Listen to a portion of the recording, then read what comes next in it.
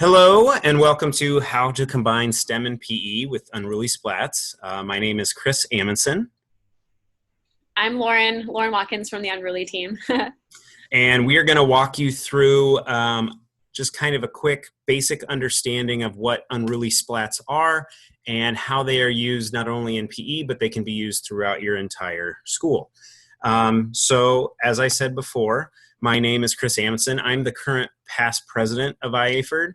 I'm also an elementary PE teacher, K through 6 in West Des Moines, Iowa.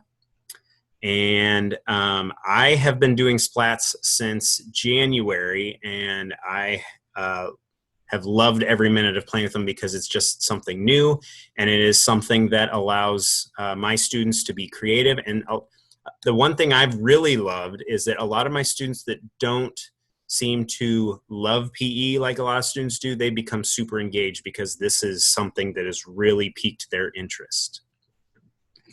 Awesome. It's so good to hear that. My name's Lauren. I'm the marketing lead here at Unruly. I've been here for about a year, and yeah, it's just great working with teachers from all across the country, from PE classes to STEM classes to even social studies classes and art classes and music classes. So it's really fun to see what our educators and what students do with splats. And as you'll see, a lot of times actually it's the educators and students who come up with the super creative ideas. We'll give a suggestion, and then they'll come back with, oh, what about this, this, this, and this? And we're like, oh, I never thought about that. That's like a great idea. And then we help, put that into practice. So yeah, just love working with educators like you, Chris. It's been great. Thank you. All right. So what you're going to need an iPad or a laptop with Chrome browser and internet access. Obviously, hopefully you have that already if you're on this presentation. Also, you're going to want an unruly attitude. Lauren, can you explain that a little more? An unruly attitude means you're not afraid to make mistakes. You're ready to crush some bugs. You're excited to explore and have fun, and have fun with your kids is the best part.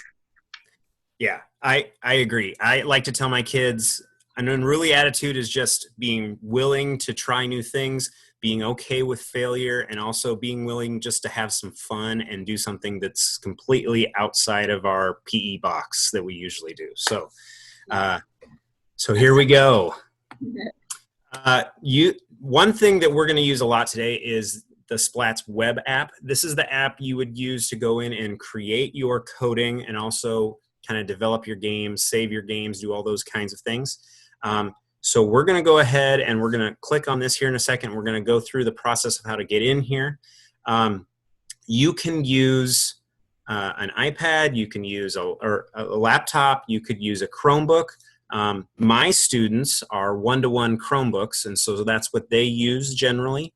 When we start talking more about the actual physical splats, which I will show you here in a second, one thing, Lauren, you said the best, a good thing you should have is, or at least the best you can get, is Bluetooth 4.2 would be your best one.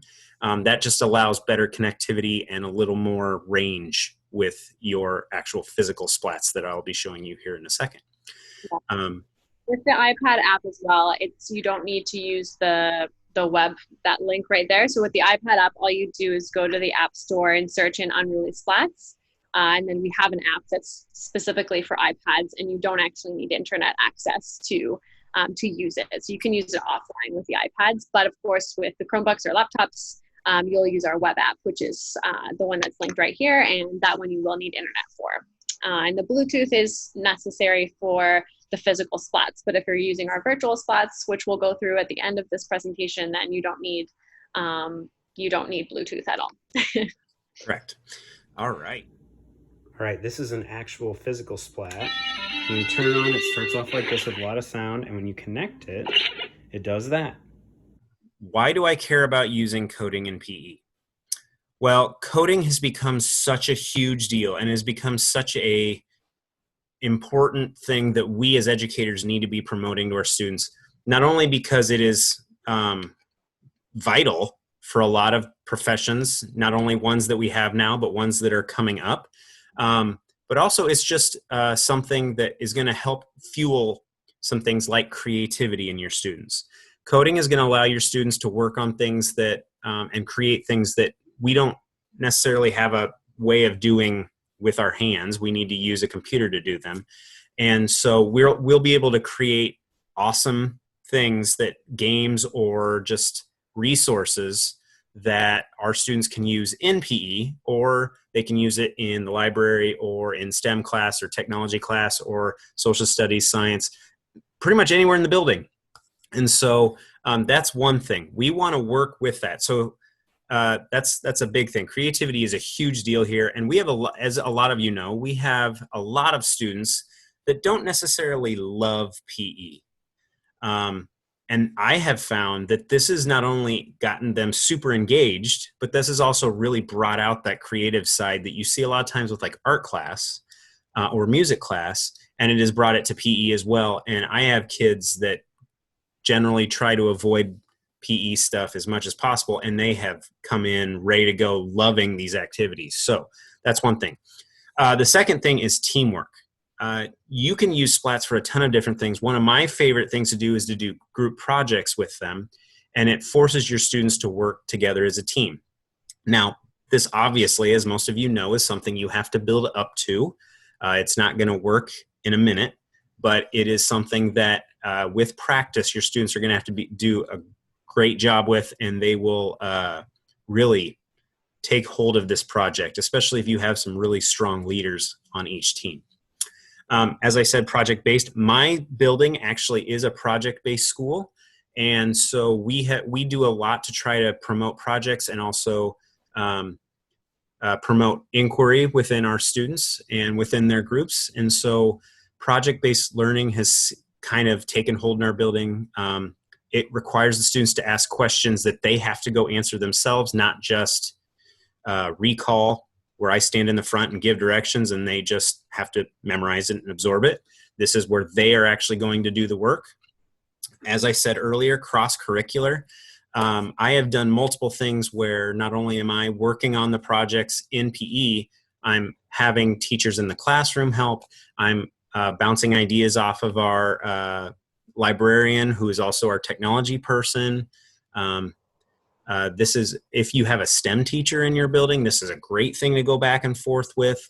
And there's a ton of things you can use your students with. You could use it, you could have a timer in your class where students are just going back and forth and they're doing something, or they're doing a fun little activity in science or social studies or reading or whatever. And this can be their timer for the class, or something where it's physical as well. Because we all know that using your body and being physical is so important. It helps our brain, it helps our body, and it helps you learn. So it helps students get up. It's a great way of getting the kids up and moving without having to really get them sweaty and all the things that we like to do in PE. And the last one I kind of already talked about was student engagement. This gets students excited. It gets them to want to be there. It gets them to play. They want to play with it. They want to try things. They want to see, how does he get that sound to work? How does he get those lights to come up? How did he get that countdown to work so that it went off and there was crazy things that happened at the end? Kids are just inherently inquisitive. They want to know how to do things. And so this is a great tool to not only help promote PE, but also to get them to start thinking, get their minds working, and make them, they're going to want to work together, and they're going to want to bounce ideas off of each other to help them just try to get the coolest things they can. And that's kind of just human nature in general, not just with students. But I don't know about you guys, but I love to get a new technology and just play and try to figure things out. And so, so this is a great tool for all these different reasons. Lauren, do you have anything to add to that? No, I think you covered all of it. I mean, I think with kids, the best part is that they get to see the results of it immediately. And so they're the ones making the rules. It's very empowering. And you know that, like, oh, if something's wrong, like, I'm just going to go look at my code. So they have the ability to control anything they want on the Splat. So that's really exciting. Correct. All right. How to code. Let's go into the actual web app now, and we're going to go through it. I'm going to walk you through it. It's pretty simple. All right, so you come to this page, and you're going to come down and hit the play button down here at the bottom. And I love all the noises that come along with it. I have been on here before, so I'm going to sign out real quick. You're going to want to go on as an educator. And when you get here, you're going to want to put your school-based email. Whoops. And so this is the same app that your students will use, and the only difference is that students would just press the student button, and it will not ask them for any information. So we don't collect student information at all. So if you've never been on, you would go to create new profile. You would choose an avatar character to go with you, and you would put your name in. I have already done that.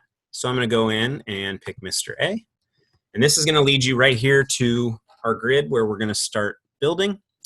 A couple things. So right up here, these numbers at the top, they tell you how many splats you have connected. So if I want all 6, which you can have up to 6 per activity, if I pick all 6, it's going to bring me all 6. If I just want 1 for today, I'm going to bring it down to 1. It just depends on what you want. Now, if you come down to where the actual splat is, down here, you're going to see this plus sign next to the splat. This is where you would connect to the actual physical splat. This is one of the places you would connect to it. If your splat is on, which I'll turn mine on real quick, I can hit this plus, and it's going to look for mine, and I pair it up, and it's good to go. It now tells me that it's there and ready to go. You don't have to use those, though. You can just use it on here. Like, for example, if we're trying to create or develop something, we don't necessarily need to have a physical splat right at this second. We can start developing, and I can still press the splats and use them over here however I would like. Right over here, these different colored things, the starting, sensing, lights, all these are where your blocks are that you can start building your code. So when splat 1 is pressed, I'm going to go to, we're going to light it up green, and we'll see what happens. Let me come over here, and it turns green when I press on it, when I press on splat 1. Pretty simple. If I wanted to change to splat 2, I just go click on that when splat 1 is, and I change the 1 to a 2, and it lit up. I press splat 2, it lights up splat 1, as it says right here. Pretty simple. If I want to throw in some sound, I can come in here, play splat 1 sound. There's a bunch of sounds on here. One of my favorites. Now click right there, and it makes a great sound. In the sounds area, there's also a ton of other choices. And Lauren, correct me if I'm wrong on here, but on the iPad app, you can record sounds and use them. Like, I a lot of times like to use my own voice for students, and I'll throw them on there, and through the iPad, I will connect it. I don't know, that's not an option on the web app though, is that correct? Not right now, yes. That's a feature that only is on iPads only. Correct. Scoring, you can go in and set score, so every time I press it, I'm going to get 1 point. So if I press 2, number 1 got a point, light and sound went off. You've got all those things on. This is all the real basic stuff. There's a ton of other things, like you can control stopwatches, countdowns. You can add, if something happens, then this. There's different things involving math related in here. Creating variables, that's when we start getting much higher functioning code. So these are all different things that are easy just to play with. If you really want to go through something that is that helps you with this, if you come over here on this, it's where it says user tray, and you go down to the folder and open it up, you can come down to the tutorials, and there are some simple ones that you can run through here. So for example, the Splat Basics, I'm going to go ahead and load that, and it's going to walk you through the basics. Now, this for me was vital. I let the students kind of use them. I actually built put up games first, and we played games as a class or as small group or whatever. So they just got an idea. They got to touch the splats. They got to look at it. They got to hit the run button to run the code when it was their turn, all those things. But when I really wanted them to start getting into coding on their own, we started working on these. So one way I did it is for a few weeks in a row, every time they came in, they would bring their Chromebook in. We would go through one part of the tutorial. And that way, it didn't take a lot of time in PE, but it also got them ready for our big project that was coming down the road. The thing I did not show you is there's a bunch of different colors. There's also a random or an off, which comes in very important when you want it to shut off in the middle of a game for whatever reason, so the light doesn't stay on the entire game. I like to use random a lot just because the kids like to see all the different colors, and it's a good way to incorporate colors. Like if I'm doing an activity where a certain color matches up with a certain exercise, I like to put it on random so it comes up randomly, and we're all surprised by what is going on with that. Over here, a couple other things. There's some challenges. There's examples. There's some great games in here depending on how many splats you want to do. Lauren's going to talk a little bit about some of this stuff later. Oops, sorry. Also, same with saving and creating your own Unruly creations, like whatever you have to throw up there, you can put it up there. Pretty simple. Chris, Lauren? like, how was it for you learning how to use this app, and had you ever learned to code before, or was this your first experience doing block-based coding? So I had done some very, very basic coding. My daughters have an Osmo, and so that's where I have done the debate where you actually put physical blocks together to create the code. But that is really all I've had. Obviously, we didn't have this stuff when I was in elementary school way back when, and so this was a new thing to me. Again, I like to go in and play with stuff. And so I went through all the tutorials and kind of worked my way. I actually did the tutorials a couple times just to kind of wrap my brain around exactly what I was doing. The students picked it up way faster than me. Mm-hmm. A lot of my students actually do activities online where they code already. And so some of these kids were like, oh, yeah, I've done this before. This is easy. And so they went through and started whipping stuff together. And that's the thing with kids and technology. They're already way ahead of a lot of us old people. And so if we just let them play, they're going to be able to do some pretty awesome stuff. So. Yeah, absolutely. You hit the nail on the head. And we hear that all the time from, especially the teachers who might not have as much experience with coding is, it is really easy to pick up, but students just take it and run with it. And, you kind of have to be okay with that. And that's part of the unruly attitude that we were talking about. Yep. Okay.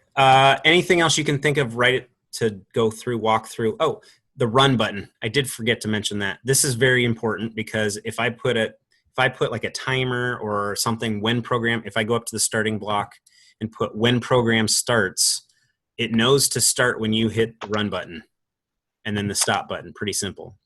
This ID code comes in very handy for me as well, because if I have some splats laying around, I'm trying to figure out which one I put on number 1 or 2 or whatever. If I press on this, it tells me by lighting up what's what. So those are really important buttons that sometimes you take for granted until you really, really, really need them. How do you use it in PE? Now, I kind of mentioned how I started it. It's something you're going to want to work into. I think it's important that you kind of let them touch it and play with it and just kind of feel it and see what it is, because when you first pull it out and they see that it can make noise and it can change colors and it can do all these things, the first thing they want to do is touch it, especially younger kids. The little kids are going to be all about touching, which I know right now is a little iffy, but don't worry, you can clean them. Not that big of a deal. But then a good thing is you can do things where the students create their own stuff. You can do things where you do the whole class. You can do things where it's just small group or station work. And so I'm going to kind of go through and show you some examples of each of these right now. So the first one, small sided game. Another thing that's really awesome about these is you don't have to recreate everything. You can take a game or an activity you already do and just modify it and incorporate the splats. For example, this game is called a Pop-A-Shot game. I use this just during our basketball unit. Some of my students actually created this, which we'll talk about here in a minute. And it's so simple, but it's awesome for my students because it kind of gives them, not only the competitive kids, something to really focus on, but it also gives the kids a timer. It gives them just a way of celebrating when they score a basket in basketball. And so kind of like if you go to an arcade or Chuck E. Cheese or Dave and Buster's or something like that, and you play a Pop-A-Shot game where you're just shooting baskets and you have like a minute to make as many as you can, or 30 seconds or whatever it is. This is the same type of activity. So you're going to have a team. You can decide how big your teams want to be. Everybody's got a basket. Everybody has their own ball. You start it, and they start shooting baskets. If they make it, they run to the splat, they hit it. It's going to make a noise. It's going to light up. It's going to give their team a point. You're going to keep going for the allotted time. The splat's going to keep score, and it's going to run the time. It's going to do at the end, it's going to make a sound and a different color, which means time is up. And so everybody will know when the time is done. This is the coding for Pop-A-Shot and also a quick video of me doing it.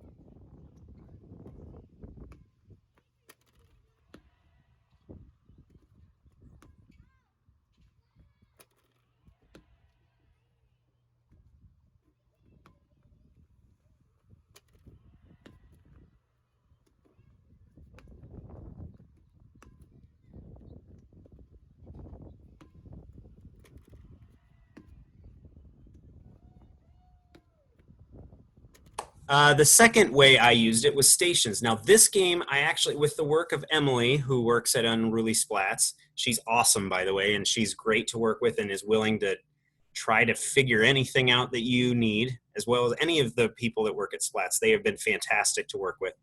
I asked Emily, because my students were creating a game and they wanted to do something kind of like musical chairs.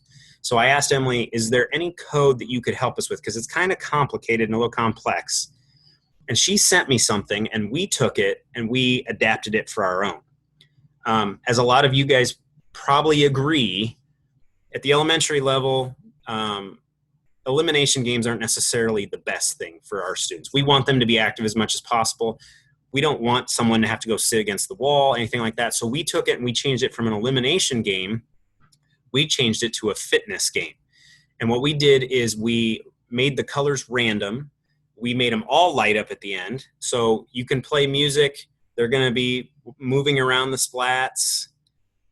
When the time is up and the time is set at random, all the splats are going to make a different color. Now, in my gym, I have a projector with a screen, and it put up each color matched a specific exercise. And so they would do 10 of that specific exercise.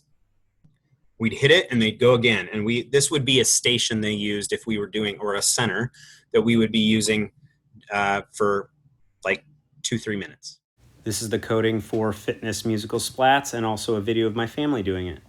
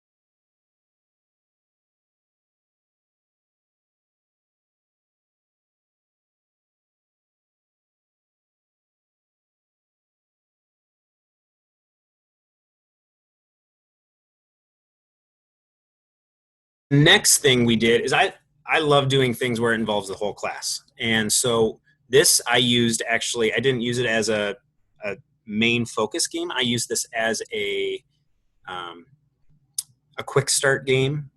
So when they come in the gym, we went straight into four corners. So I have a splat in each corner of the gym. The students are going to choose which one they go into. I'm not going to tell them where to go. They get to pick whichever one they want to go to. I hit the button. They're all going to light up, and one of them is going to shut off.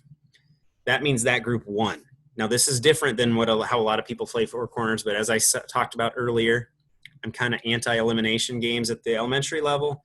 So the one that shut off means they win. So their winning is they're going to get more points. Now, in my gym, however many exercises they do is a point. So if their team won, they might get 10 jumping jacks. So that once they complete it, they got 10 points. And each person is going to keep track of their own points. Once everyone is completed, so the other three corners are going to do 5 or whatever you choose to do, 5 jumping jacks. Once their exercise is done, they're going to move to another splat, and we'll do this for a few minutes just as kind of like a warm-up, just kind of get them, because most of the time students have been sitting before they come to me, and we want to get their heart rate up. We want to get them moving right away so we can get right into the game and get them going right away, because my classes are only 30 minutes, and I got to use every minute as efficiently as possible.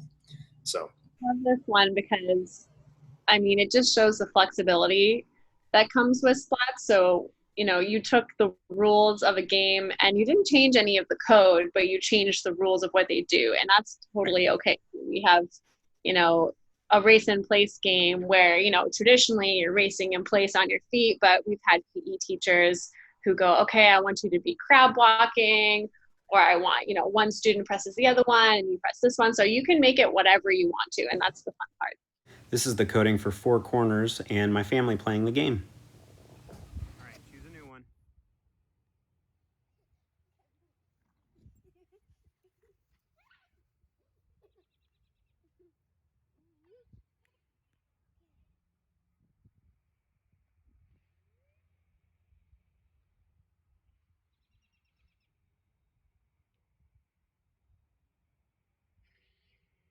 Oh, player 1 shut off. They get 10. So they do 5. All right, when you're done, pick a new one.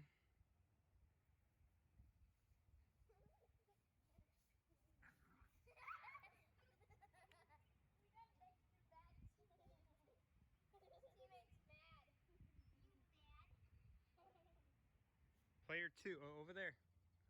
You guys do 5. The last one that I used, and this was the big one, I do an entire unit for this, and this is our group project. And what we did was create a game. And I've done create a game in the past and had a lot of fun with it, and I still to this day use some of the games that my students created. This year we incorporated the splats, and it got them super jacked to come to PE. They were working on it. I was told by a teacher that a few of her students got in trouble because they were working on coding when they were supposed to be doing something else. So just so you know, warn your teachers ahead of time. They might get a little too excited about it. Students can create a new game, or as we talked about with the Pop-A-Shot, they can modify something you already use. And they just the only rule I had them have is they had to use a splat. I did this unit for 3 weeks, so it was a lot of time. The classroom teachers were fantastic, and they allowed them, whether it was time where they were kind of like a study hall or some extra time in the class, they got to work on their coding. The teacher actually set aside it so if they had time to work on math or their reading, if there was some extra time at the end, he or she, depending on which teacher was, allowed them to work on their coding during that time as well, and it became a school-wide thing and not just a PE thing. I did this with 4th through 6th graders, and what they did was I broke them up into small groups. again, they created I had some students make some fantastic original games. I also had some students make some fantastic modifications of games we already used. Both were perfectly fine with me. And you've seen some of them, and I'm going to use some of them in the future as well because they were so good. At the end of the 3 weeks, the students got up in front of the rest of the class and they did a presentation where they introduced the game, they taught the rules, they had slides on our projector, they went through all that, and then we would spend the rest of the class playing the game.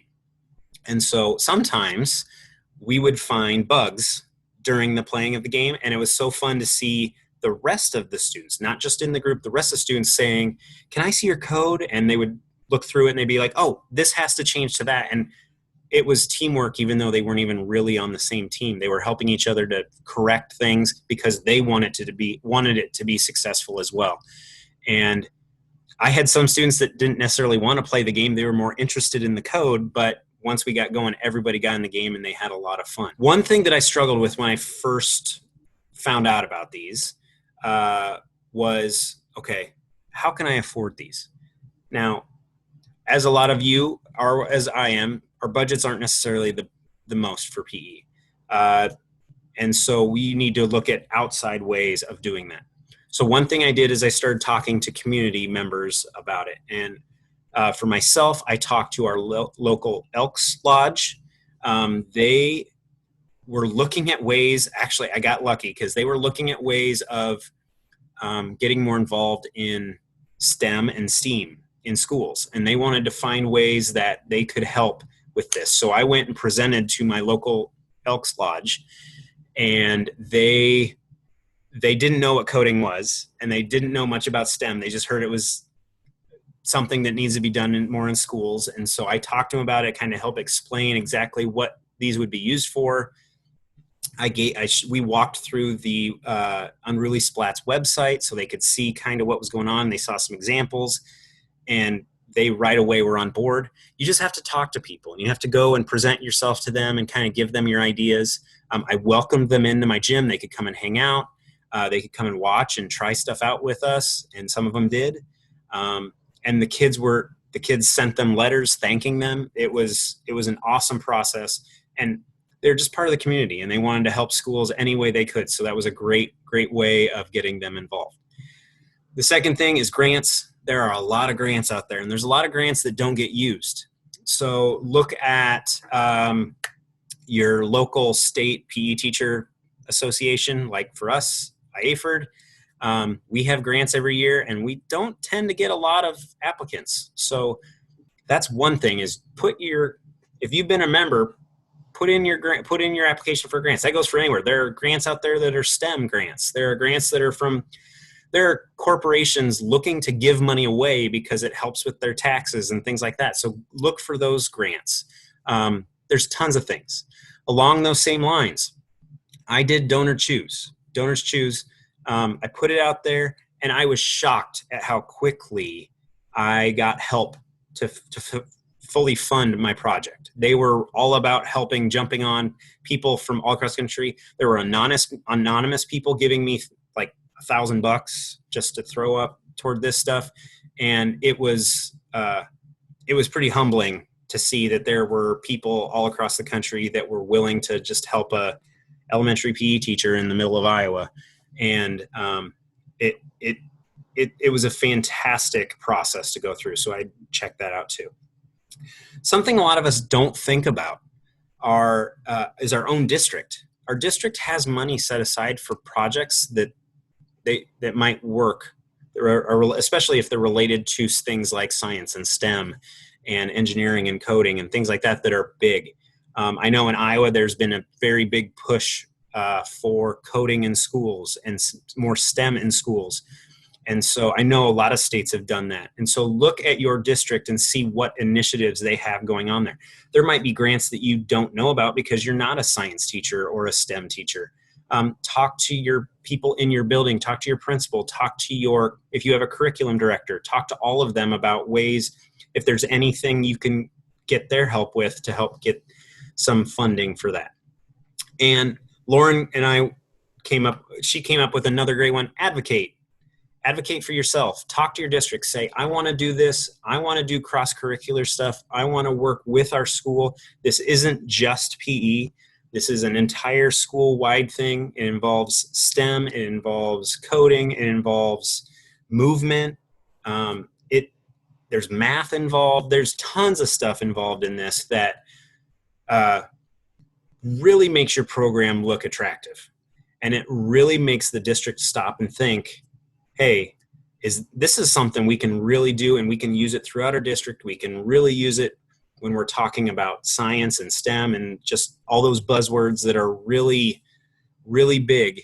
And it's just advocate for yourself in general for anything. But this is a great way to get funding to help you fund this for your program. Yay. So wanted to show you guys our Unruly Gorilla. His name's Crash.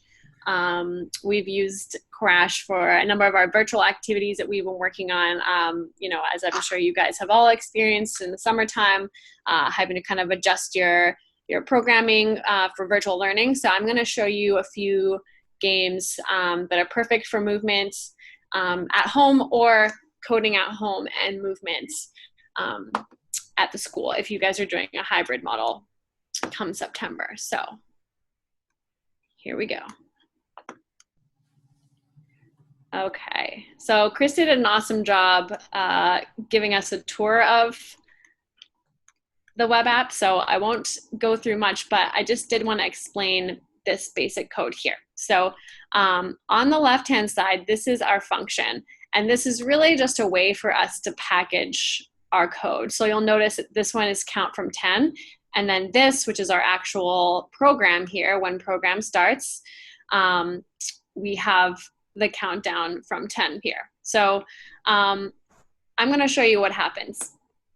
So when the program starts, which is when we press run, it's going to light the spot a random color. And just like Chris was describing, each color can be a different exercise. So if you have that out on the board, or if you give that to them at home, then they'll know. Then we'll hear the rough whistle, and it'll start to count down from 10. So maybe they'll do, jumping jacks for 10 seconds. Then once it's done, it's going to delay, because that's in our function here at the bottom, delay for 3 seconds.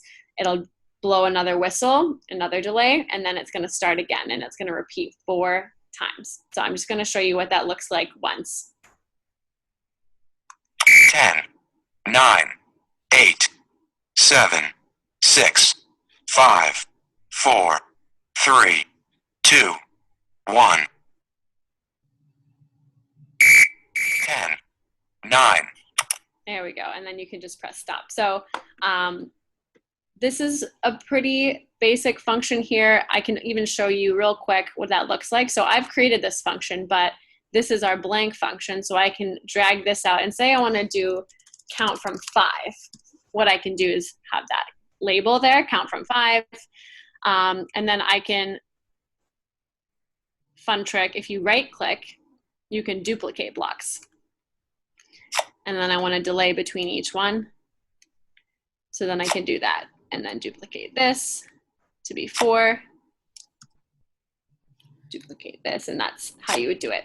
So just to kind of show you how you would actually create that. And then what happens is, now that I go into my functions, I have a count from 5 function, so I would be able to drag that into here. And that duplicating is a lifesaver when you're building, especially something a little more complex, and it definitely helps a lot. Absolutely. It is definitely a lifesaver when something gets really long, like this one. So I'm going to throw this out. This is how you completely just remove something. There's a trash can right there. Another fun trick is the disable. So if I wanted to go like this and disable this block, nothing happens. So if I was to press run, nothing's happening now because my program is disabled. So I'm going to show you the next project over here, which is disabled as well. So I'm going to undisable that. And what this says here is this is a stopwatch. So this would be for a game like how many jumping jacks can you do in 10 seconds or 30 seconds? How fast can you run from one end of the house to the next? So in our code, it says when splat 1 is pressed, it's going to play the ref whistle. It's going to start the stopwatch. And then while the stopwatch is less than 30, but not 0, the splat is going to fade. All of the slats will fade a different color, a random color for every 0.2 seconds. And then when splat 2 is pressed, so if you're, pressing splat 1 to start and then pressing splat 2 to say, okay, I'm back, then we'll hear another ref whistle. It'll stop the stopwatch, and then it will cheer. So let's see what that looks like. Ooh.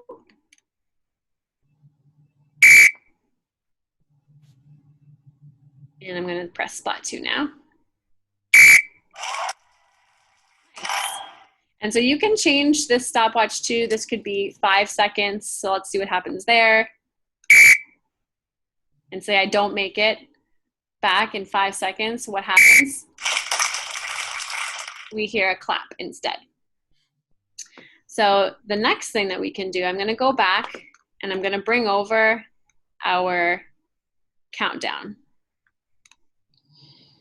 And I'm just bringing it over here so you can see it, but you don't actually need to bring it over beside it as long as it's enabled. And I'm going to enable this block as well. So what this will do is say you want to do a kind of a combination of both a stopwatch and a countdown. So say you wanted to count down from 10, when you press spot 2, just to warn them they have 10 seconds left, you can do that too. So we're going to change this back to 30 seconds. So let's see what happens.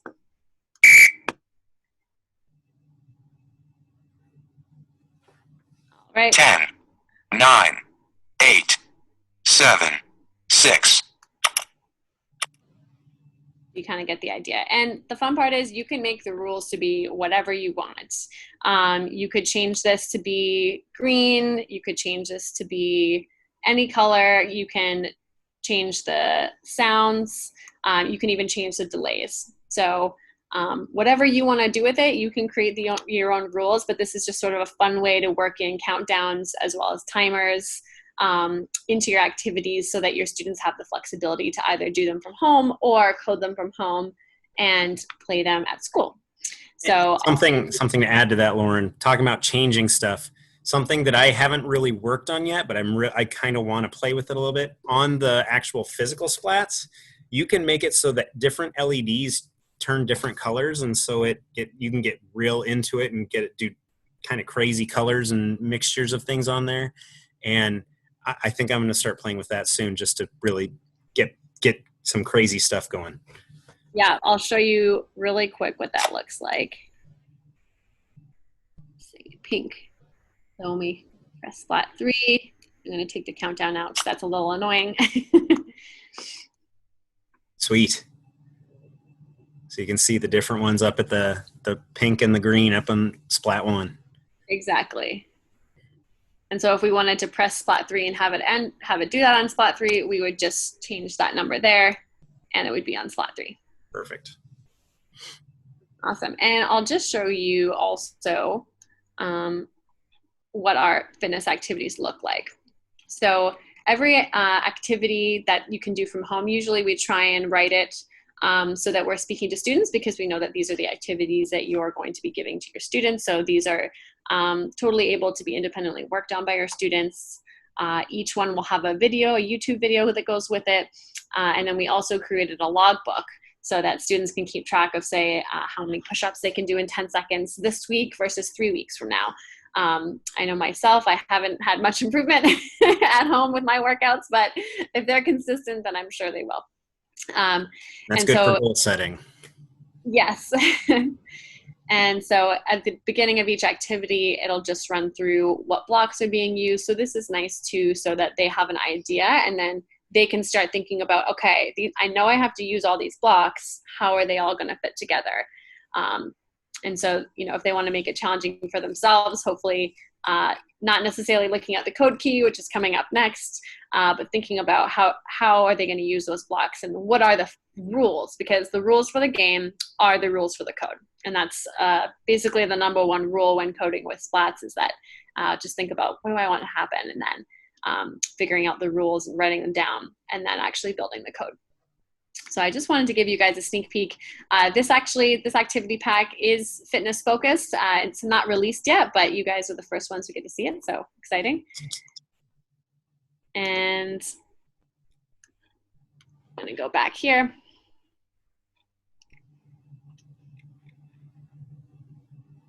And just talk really quickly about our memberships.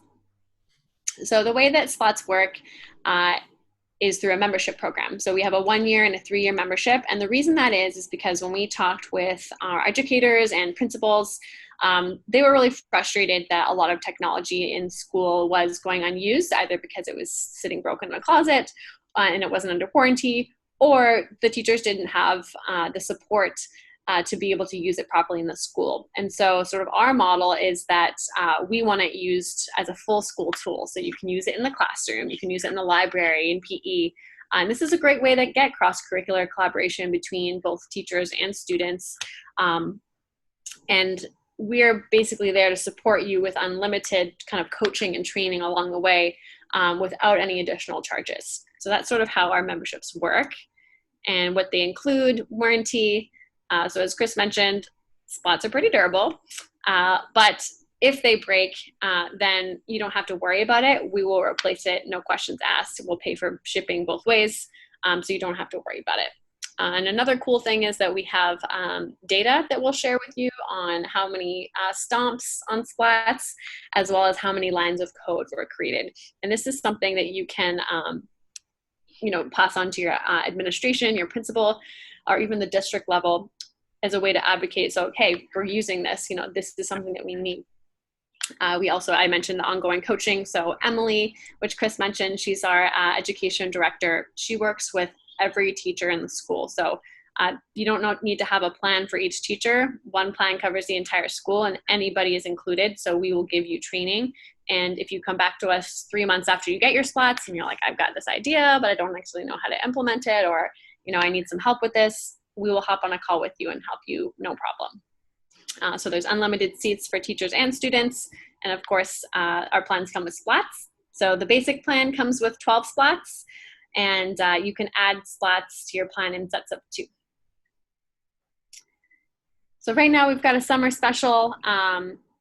That's my email down there at the bottom. If you email me for a quote before July 15th, we'll give you $200 off our school plans. So usually the 1 year is $1,200. So we'll do that for $1,000. And then our 3-year plan is $3,000. And one thing to note is with our 3-year plan, you do get to keep the SPLATs at the end of the 3 years as well. And that's all. Anything I missed, Chris? What's your website so that they could go and check out everything on there? Yes, absolutely. It is Unruly, like our name, splats.com. Unrulysplats.com. And if you just Google Unruly SPLATs, it should be the first one that comes up as well. And I will say as well, with our memberships, we do have a ton of content that we come out with, lesson plans and activities every month. So there's definitely no shortage of things to do if you're, prefer to have things already set out and laid out in a lesson plan format. Correct. Great. Awesome. I just want to say I'm thank you for coming, and both Lauren and all of you, thank you for coming and helping talk about SPLATs and coding in schools, especially in PE. I really obviously have a bit of a passion for it and have fallen in love with it. And I hope any of you that are interested, go ahead, feel free to reach out to either of us, ask questions. If you want to talk to me about how I use it in school and all that stuff, I'm more than happy. If you just want to, if you already have them and want to run ideas by me and get some thoughts or see if I have anything else to share with you, I'm more than happy. Like we talked about, Emily is always there too if you become a member. But this is a fantastic product, and I hope you can jump on and enjoy it as much as I do. Thanks so much, Chris. It's awesome to be here with you, and I love hearing your stories and looking at the games that you've made with your kids. So if anyone has any questions, my email is lauren@unruly-studios.com, and our email is unrulysplats.com. All right. Well, thank you, everybody, and I hope you have a great rest of the day. Thanks, everyone. Take care.